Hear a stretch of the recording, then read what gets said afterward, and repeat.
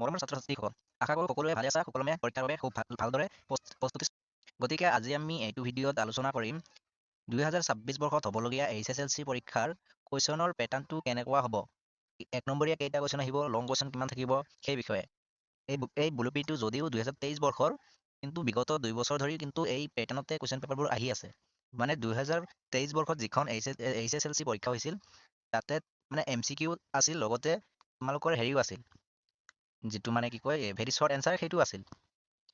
ইয়াতো 45 মাৰ্কৰ short question আহিছিল, কিন্তু কেতিয়াবা ডাইৰেক্ট কুৱেশ্যন আহিছিল।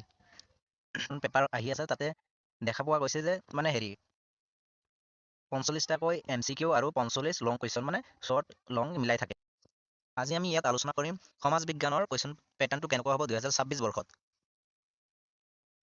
প্ৰথমে চাই লোৱা, প্ৰথম চেপ্টাৰটো ইয়াতে কি দিছে, বংগ বিভাজন, ইণ্ডিয়া পাৰ্টিশ্যন অফ বেংগল, স্বদেশী মুভমেণ্ট। এইটো চেপ্টাৰৰ পৰা তোমালোকৰ 1 নম্বৰীয়া কুৱেশ্যন আহিব, এটা MCQ, আৰু এইফালে এটা আহিব, মানে দুটা MCQ থাকিব, আৰু এটা 4 নম্বৰীয়া কুৱেশ্যন আহিব।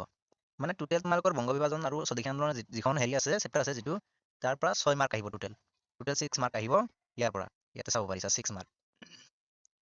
নেক্সট যদি চাবলৈ যাওঁ, 2 নম্বৰত চাব পাৰিছা ৰাইজ of Gandhi and freedom movement of India. ভাৰতৰ স্বাধীনতা আন্দোলন আৰু মহাত্মা গান্ধী যিখন দ্বিতীয় চেপ্টাৰ আছে, যিটো দ্বিতীয় চেপ্টাৰ আছে, তাত মানে 1 নম্বৰীয়া কুৱেশ্যন MCQ এটা আহিব, ইয়াত এটা, ইয়াৰ পৰা মানে দুটা হ'ল, ইয়াত এটা দেখিব পাৰিছা 3টা। মানে এইটো চেপ্টাৰৰ পৰা মোৰ 7 নম্বৰ আহিব, তাৰ পৰা 3টা MCQ আহিব, আৰু এটা তোমালোকৰ 4 নম্বৰীয়া কুৱেশ্যন আহিব। তোমালোকে খুব ভালদৰে জানা যে বিগত বৰ্ষত আহি থকা কুৱেশ্যনবোৰে বাৰে বাৰে ৰিপিট হৈ থাকে লং কুৱেশ্যন। যেনিবা ভাৰতৰ স্বাধীনতা আন্দোলনত মহাত্মা গান্ধীৰ ভূমিকা বহলাই লিখা এনেকুৱা কুৱেশ্যনবোৰ আহি থাকে, অসহযোগ আন্দোলন হওক, আইন অমান্য আন্দোলন হওক, বা ভাৰত ত্যাগ আন্দোলনেই হওক, যিকোনো এটা আহি আছে কুৱেশ্যন, গতিকে ভালদৰে চাবা তোমালোকে এইকেইটা। নেক্সট আমি বলা 3 নম্বৰত চাওঁ কি আছে। 3 নম্বৰত চাব পাৰিছা anti British rising and peasants revolt in Assam. দ্বিতীয় নম্বৰ চেপ্টাৰটোৰ পৰা আহিব তোমালোকৰ 1 নম্বৰীয়া, ইফালে এটা আছে, এটা এইটো এটা, দুটা, 3টা 1 নম্বৰীয়া কুৱেশ্যন 3টা আহিব MCQ, আৰু 4 নম্বৰীয়া কুৱেশ্যন এটা থাকিব তোমালোকৰ, মুঠ 7 নম্বৰ। তৃতীয় চেপ্টাৰটো ইতিহাসৰ তৃতীয় চেপ্টাৰটোৰ পৰা আহিব 7 নম্বৰ। নেক্সট 4 নম্বৰটো যিটো আছে, 4 নম্বৰ চেপ্টাৰ, ইতিহাসৰ 4 নম্বৰ চেপ্টাৰৰ পৰা আহিব MCQ এটা, ইয়াত এটা, ইয়াত এটা, মুঠ 3 নম্বৰ MCQ 3টা আহিব, আৰু এটা তোমালোকৰ থাকিব 5 নম্বৰীয়া কুৱেশ্যন, 5 নম্বৰীয়া। মুঠ থাকিব 8 নম্বৰ, 8 থাকিব।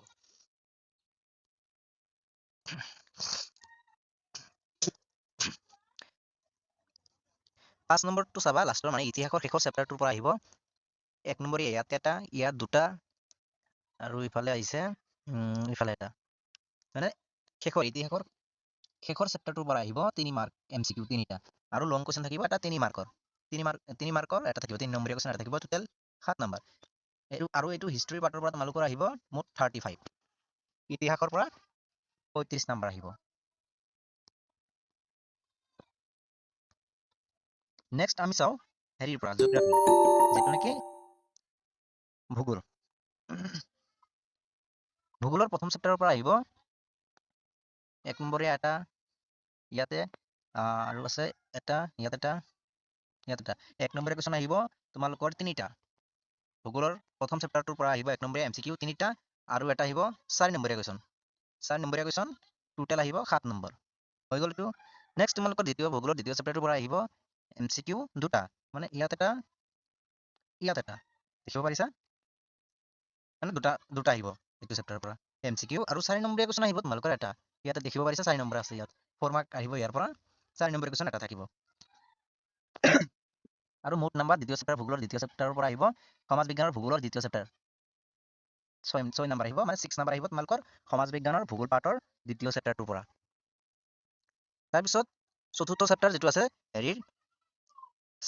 তৃতীয় চেপ্টাৰ যিটো আছে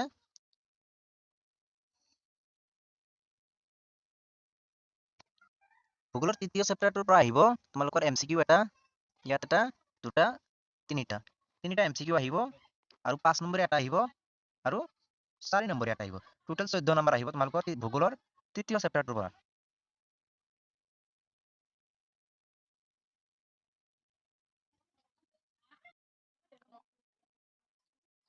তাৰপিছত চাবা তোমালোকে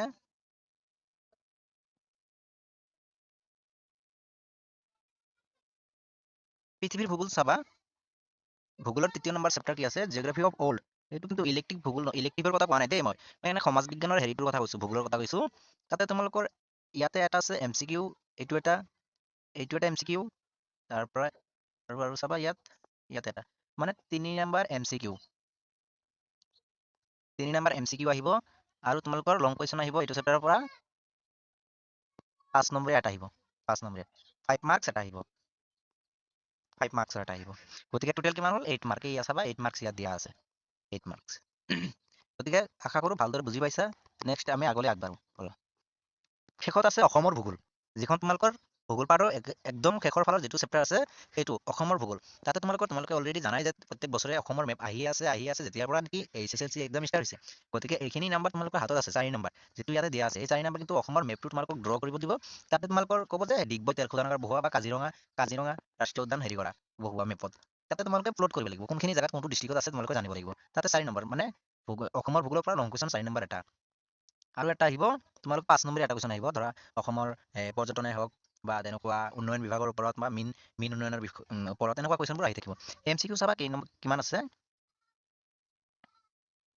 ইয়াত 3টা আছে, ইয়াত এটা আছে, মানে মুঠ ইয়াত এটা আছে, 5টা, মানে তোমালোকৰ মুঠ 5টা MCQ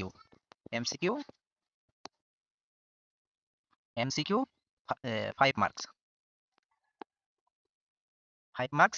মেপত আছে 4 মাৰ্কছ,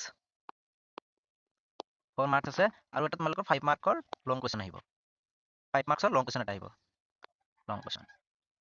গতিকে বুজি পালা, মুঠ তোমালোকৰ 14 নম্বৰ আহিব অসমৰ ভূগোলৰ পৰা। গতিকে আশা কৰোঁ ভালদৰে বুজি পাইছা। নিজৰ যিখিনি আগতে জানা সেইখিনি বস্তু আগতে নিজৰ হাতত থকা নাম্বাৰখিনি ল'বলৈ চেষ্টা কৰিবা। পিছত যিখিনি তুমি যিখিনি ডিফিকাল্ট পোৱা, টান পোৱা, সেইখিনি পিছলৈ পঢ়িব পাৰা। মানে নেক্সট আমি আগবাঢ়িম ৰাজনীতি বিজ্ঞান আৰু অৰ্থনৈতিক বিজ্ঞানৰ ফালে। ইয়াতে চাব পাৰিছা 10 নম্বৰ ইউনিটটো চাব পাৰিছা, ইণ্ডিয়ান ডেম'ক্ৰেচি। তাত মানে ৰাজনীতি বিজ্ঞানৰ প্ৰথম চেপ্টাৰ যিটো, তাৰ পৰা আহিব MCQ ইয়াত এটা আছে, আৰু আছে তোমালোকৰ মুঠ 2টা MCQ আহিব। ৰাজনীতি বিজ্ঞানৰ প্ৰথম চেপ্টাৰটোৰ পৰা 2 মাৰ্কছ MCQ, 2টা আহিব MCQ। আৰু তোমালোকৰ 3 নম্বৰীয়া আহিব এটা, 3 মাৰ্কছৰ আহিব এটা, 3 মাৰ্কছৰ আহিব এটা। গতিকে তোমালোকৰ টোটেল কিমান হ'ল 5 মাৰ্কছ আহিব ৰাজনীতি বিজ্ঞানৰ প্ৰথম চেপ্টাৰটোৰ পৰা। তাৰপিছত চাব পাৰিছা ইয়াতে 10 নম্বৰ যিটো আছে international organisation world peace and human rights. ৰাজনীতি বিজ্ঞানৰ যিটো মানে দ্বিতীয় চেপ্টাৰ আছে, দ্বিতীয় হেৰিটো আছে, গোটটো তাৰ পৰা আহিব তোমালোকৰ বিশ্ব বেংক হওক, যিবোৰ মানে ভাৰতীয় বেংক হওক, মুদ্ৰা ব্যৱস্থা হওক, সেই তাৰ পৰা আহিব। ইয়াত 1 নম্বৰীয়া এটা আছে, ইয়াত 3টা আছে 4 মাৰ্ক, ইয়াত এটা 5 নম্বৰীয়া, 5টা MCQ আহিব তোমালোকৰ এইটো চেপ্টাৰৰ পৰা। টোটেল 5 মাৰ্কছ আছে। তাৰপিছত অৰ্থনৈতিক বিজ্ঞানত চাব পাৰিছা মানি এণ্ড বেংকিং ইকনমিক ডেভেলপমেণ্ট, তাৰ পৰা 1 নম্বৰীয়া এটা, ইয়াতে 3টা আছে, ইয়াতে এটা আছে, এনেকুৱা আহি থাকিব MCQ, আৰু তোমালোকৰ লং কুৱেশ্যনো আহিব পাৰে ইয়াৰ পৰা। গতিকে ভালদৰে বুজি পাইছা আশা কৰোঁ। গতিকে চেনেলটো ছাবস্ক্ৰাইব কৰি ল'বা, আৰু এইটো চেনেলত নতুন নতুন ভিডিঅ' আহি থাকিব পৰীক্ষাৰ আগলৈকে চাই থাকিবা। মই মডেল কুৱেশ্যন লৈ আহিম, নেক্সট আমি মেথামেটিক্সৰ লৈ আহিম, ইংলিছৰ আৰু আছে ছাবজেক্ট ইলেক্টিভ যিবোৰ আছে, কেনেকুৱা হ'ব কুৱেশ্যন পেটাৰ্ণ, তাতে আমি হেৰি কৰিম আৰু ভালদৰে আলোচনা কৰিম।